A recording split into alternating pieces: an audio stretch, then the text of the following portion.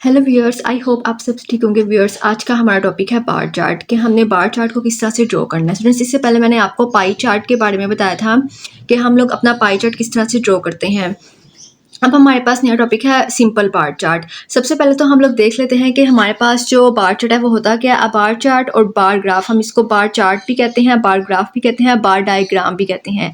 Is a chart और graph that represents categorical data with heights और lengths proportional to the values that they represent. The bars can be plotted vertically और horizontically. इसमें हम लोग क्या करते हैं कि हमारे पास जो है वो कुछ कैटेगरीज के अंदर डाटा हमारे पास मौजूद होता है, जिसको हम लोगों ने अपने दूसरे डाटा के जो प्रोपोर्शनल है वो अपना जो बार चार्ट है उस ड्रॉ करना होता है। और हम लोग इस बार चार्ट को जो है वर्टिकली भी ड्रॉ कर सकते हैं और हॉरिजॉन्टिकली भी ड्रॉ कर सकते हैं। अब सबसे पहले तो हमारे पास यहाँ पे क्वेश्चन है, रिप्रेजेंट द फॉलोइंग यील्ड पर एक्री डाटा बाय अ बार डायग्राम। ये हमारे पास जो है वो डाटा दे दिया गया है। अब स्टूडेंट्स, हमने किस तरह से अपनी बार्स बनानी है उसमें मैं आपको अब डिटेल से बताऊंगी। अब सबसे पहले तो हम लोगों को यहाँ पर जो है अपने दो एक्सिस जो है वो ड्रॉ कर लेने हैं, Y axis and X axis. अब स्टूडेंट्स, आप लोगों ने जो ईयर्स हैं वो आप लोगों ने यहाँ एक्स एक्सिस पर लेने हैं और जो यहाँ पे यील्ड पर एक्री के जो रिजल्ट्स हैं वो आप लोगों ने वाई एक्सिस पर लेने हैं।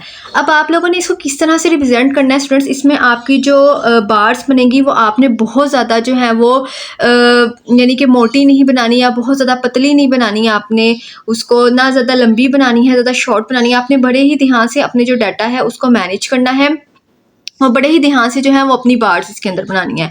अब जैसे मैं आपको बताती हूँ, यहाँ पर स्टूडेंट्स हमारे पास सबसे पहले ईयर्स कितने हैं, 1 2 3 4 5 6 ईयर्स हमारे पास गिवन है। अब हमने इसको जो है बहुत अच्छे तरीके से जो है वो अरेंज करना है, बहुत अच्छे तरीके से जो है प्रेजेंट करना है इस बार के अंदर। अब सबसे पहले तो हम लोगों ने इस तरह से फासला रखना है कि जो हमारा ये वाला फासला ना, अगर आप इसको मेजर कर लें तो वो ज़्यादा बेटर रहेगा।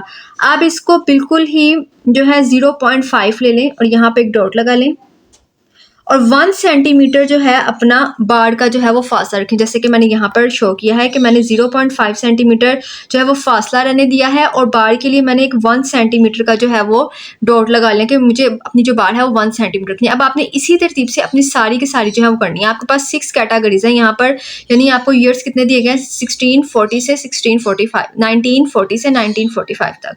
अब इसको मैं यहाँ पर जो है पहले डॉट्स लगा के अपने डाटा को अरेंज कर लूँगी। इसी तरह से आपने भी जो है उसको अरेंज कर लेना है और इसके अकॉर्डिंगली इजीली जो है हम लोग अपनी बार्स जो है वो बना लेंगे। अब मेरे पास कितनी बार्स बन सकती हैं यहाँ पर, 1 2 3 4 5 and then this is a last one, this is a 6। यहाँ पर मैंने जो है, अब मैं यहाँ पर जो है अपने ईयर्स को मेंशन कर लेती हूँ। ये मेरे पास सबसे फर्स्ट वन है 1940 के लिए, then 1941, then 1942 and then 1943, 1944 and 1945। अब वाई एक्सिस पर जो है मैं अपना दूसरा डाटा है वो रिप्रेजेंट कर लेती हूँ जो मेरे पास है यील्ड पर एक्री। अब मैंने यहाँ पे अपनी वैल्यूज देखा स्टूडेंट्स, अगर आपके पास टाइम गिवन नहीं है ना, अगर आपके पास टाइम गिवन या ईयर्स गिवन है तो आप अपने डाटा को अरेंज कर भी सकते हैं। लेकिन अगर आपके पास कोई भी टाइम गिवन है क्वेश्चन के अंदर तो आप अपने डाटा को अरेंज नहीं करेंगे, आप उसको इसी तरह अकॉर्डिंगली जो है वो सेट करेंगे। अगर आप देखें तो आपके पास सबसे छोटी वैल्यू है वो 5 से स्टार्ट हो रही है और जो बड़ी वैल्यू है वो 12 तक जा रही है। अब आपने इस तरह से अपनी वैल्यूज़ को एडजस्ट करना है कि आपके पास ये सारी वैल्यूज़ जो हैं वो ईजिली एक स्केल बन जाए। अगर मैं अपनी वैल्यूज़ को 2 से स्टार्ट करती हूँ और इसमें 2 2 का डिफरेंस देती हूँ तो मैं इजीली जो है अपनी वैल्यूज़ को फाइंड आउट कर सकती हूँ, 6 8 10 एंड 12। अगर आप चाहते हैं तो इसको 1 2 3 4 5 6 7 8 9 10 11 12 भी कर सकते हैं, लेकिन मैंने इस तरह से कर लिया कि इस तरह से मेरा जो ग्राफ है बहुत, जो मेरा डायग्राम है, मेरा जो ग्राफ है आप इसे कह लें चार्ट है, वो बहुत ज़्यादा बड़ा नहीं होगा। इजीली जो है वो मेरा जो ग्राफ है वो बन जाएगा। अब यहाँ पर मैंने क्या लिया है और आपने इसको मेंशन करना है कि आप यहाँ पर जो है वाई एक्सिस पर क्या ले रहे हैं। अब आपने इसको ड्रॉ कैसे करना है, 1940 पे आपको यील्ड पर एक्री जो वैल्यू है वो क्या गिवन है, 5। आप लोगों ने यहाँ से अपनी ड्रॉ करनी है, लाइन स्केल रखना है और 5 तक जो कि 4 एंड 6 के मिड में जो है वो एग्जिस्ट करेगा। तो आपने यहाँ पर जो है एक डॉट लगा लेना है और यहाँ पर आपने एक स्ट्रेट लाइन ड्रॉ कर लेनी है और यहाँ से भी इतनी ही फासले के लिए आपने उतने ही डिस्टेंस की जो है एक स्ट्रेट लाइन ड्रॉ करनी है और यहाँ पर एक बार बना देनी है। ये बहुत ही सिंपल है। अब आप देखें ये एक बार बन गई है। अब इसी तरह से आपने दूसरा क्या है, 1941 में जो आपको वैल्यू गिवन है वो कितनी है, 7। अब आपने इसको यहाँ पर अपना रूलर रखना है और 7 जो है वो 6 एंड 8 के मिड में होगा। आपने वहाँ पर जो है एक डॉट लगा लेना है और यहाँ पर एक बार जो है वो ड्रॉ कर देनी है।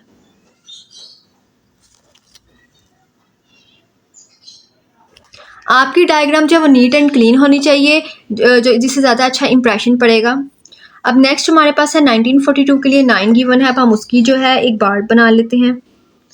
9 हमारे पास 8 एंड 10 के जो दरमियान है वो एग्जिस्ट करता है, तो मैं वहाँ पे एक डॉट लगा के और इसको जो है अपना बार जो है वो क्रिएट कर लूँगी।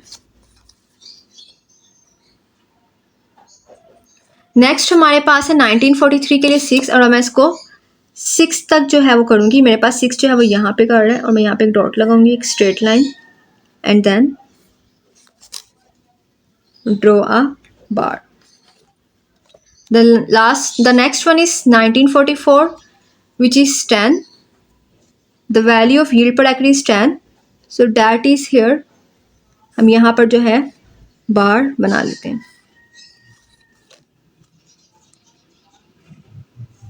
अब जो नेक्स्ट लास्ट हमारे पास रह गया 12 और हम उसको 12 तक जो है ना जो बार है उसको ले जाएंगे